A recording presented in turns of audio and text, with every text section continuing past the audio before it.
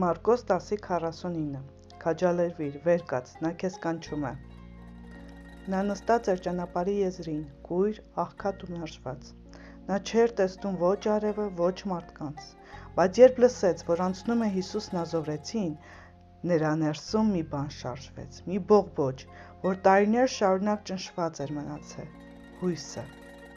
Մարդիկ նրան սաստում էին, ստիպում լռել, բայց նա հաստատակամորեն բղավում էր. «Հիսուս, Դավթի որդի, ողորմիր ինձ»։